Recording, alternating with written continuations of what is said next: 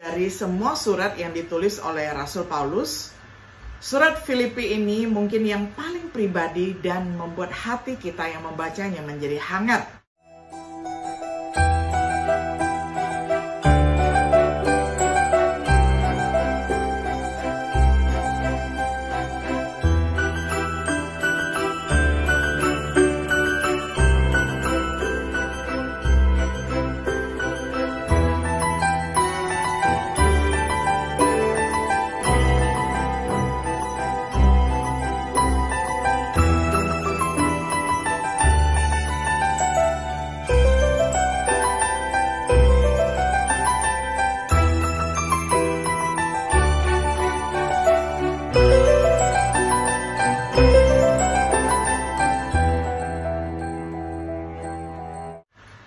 Shalom, sahabat Biblika yang dikasihi oleh Tuhan.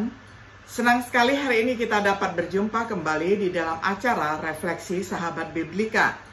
Pada hari ini kita tiba pada episode yang pertama di dalam serial pembahasan Kitab Filipi dengan tema Pengantar Surat Filipi.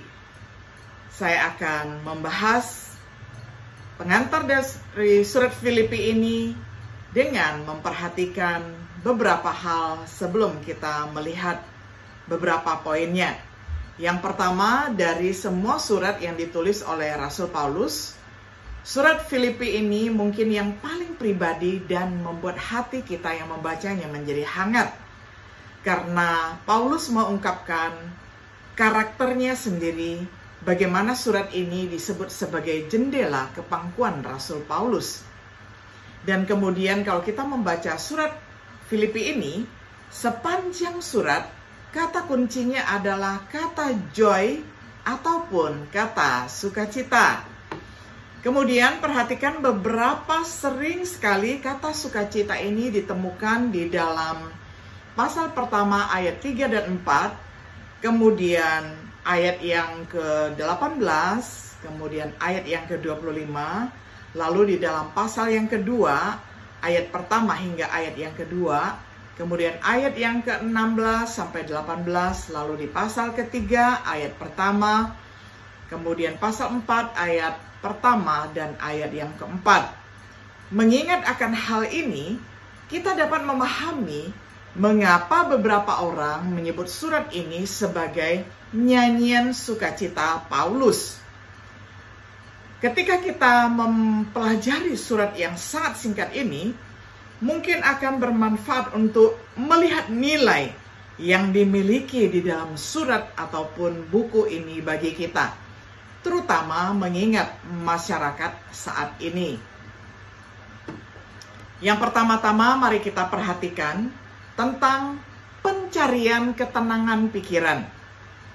Ketenangan pikiran adalah sesuatu yang dicari oleh banyak orang pada hari ini. Untuk menemukannya, banyak yang sering sekali menelan ataupun meminum obat penenang ataupun obat tidur. Selain narkoba, baik ataupun resep obat maupun obat-obatan terlarang, ada buku penenang, misalnya buku terlaris yang menjanjikan rahasia ketenangan pikiran ini. Namun penenang pikiran tersebut sering melakukan lebih banyak daripada kebaikan, karena dalam banyak cara mereka gagal. Mereka gagal memberikan pendamaian yang tahan lama dalam menghadapi kenyataan hidup yang sering sekali sangat keras. Mereka gagal mengatasi masalah dosa, penyebab sebenarnya dari banyak kecemasan. Mereka tidak memberikan damai dengan Tuhan, satu-satunya dasar sejati untuk ketenangan pikiran yang langgeng.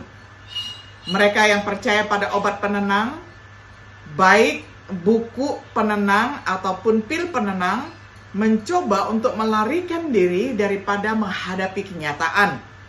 Kita tentu bertanya, apa hubungannya semua ini dengan kitab Filipi? Filipi dan pencarian pikiran yang damai. Buku kecil ini ataupun kitab kecil Filipi ini ditulis oleh seorang yang telah menemukan ketenangan pikiran sejati.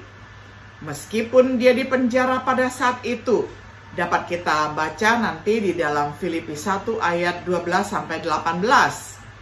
Meskipun dia mungkin akan segera menjadi martir, Filipi di dalam pasal 2 ayat 17 sampai ayat yang ke-18. Dia, yakni penulis kitab Filipi ini, Rasul Paulus, memiliki sukacita yang berasal dari ketenangan pikiran dan ingin membagikannya dengan orang lain, termasuk saya dan saudara pada hari ini. Dapat dibaca di dalam Filipi 4 ayat 4-7, kemudian ayat 11 sampai ayatnya yang ke-13. Lalu, oleh karena itu, berikut adalah beberapa alasan yang baik untuk mempelajari surat kepada jemaat Filipi ini. Pertama-tama, hal ini mengungkapkan sifat kedamaian dan sukacita sejati. Sukacita hanya ditemukan di dalam Tuhan menurut Filipi 4 ayat 4. Kemudian kedamaian adalah sesuatu yang melampaui pengertian seperti benteng. Filipi 4 ayat 6 sampai ayatnya yang ke-7. Ini mengungkapkan manusia yang memberikan contoh dari apa yang menghasilkan sukacita dan kedamaian. Sekali lagi, surat itu seperti jendela ke pangkuan Rasul Paulus sendiri. Filipi 4 ayat 9. Kasihnya kepada saudara-saudaranya. Filipi 1 ayat 8. Pengabdiannya kepada Tuhan. Filipi 1 ayat 21, kemudian ayat 3, kemudian pasal 3 ayat 7 sampai 11. Lalu perjuangannya untuk kesempurnaan. Filipi 3 ayat 12 sampai 14, kemudian kepeduliannya terhadap musuh-musuhnya. Filipi 3 ayat yang ke-18. Semua ini mengungkapkan Kristus, sang sumber utama dari sukacita dan kedamaian ini. Pola pikir Tuhan yang memberikan kedamaian dan sukacita ini diungkapkan di dalam Filipi 2 ayat 5 sampai ayat yang ke-8. Lalu keagungan Dia yang memberikan kedamaian dan sukacita ini, Filipi 2 ayat 9 sampai 11. Sebagai kesimpulan, inilah beberapa alasan mengapa surat ini tentu sangat relevan dengan kehidupan masa kini.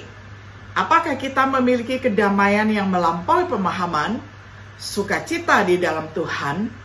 Jika tidak, maka saya harap kita ingin mempelajarinya lebih lanjut dari surat ini. Jika tidak, dan kita tahu mengapa dan apa yang harus kita lakukan, mengapa tidak melakukannya hari ini? Sahabat Biblika yang dikasihi oleh Tuhan, kiranya setiap diri kita boleh senantiasa menghargai setiap kitab suci yang Allah telah kanonkan, yang telah Allah berikan kepada setiap diri kita, sehingga kita pun dapat sukacita seperti Rasul Paulus yang bersukacita ketika dia menulis surat Filipi ini. Kiranya Tuhan Yesus senantiasa memberikan kita manfaat dari pengantar dari kitab Filipi ini. Kiranya sukacita surgawi dari Tuhan Yesus yang melampaui segala akal itu menyertai kita pada hari ini sampai selama-lamanya. Shalom.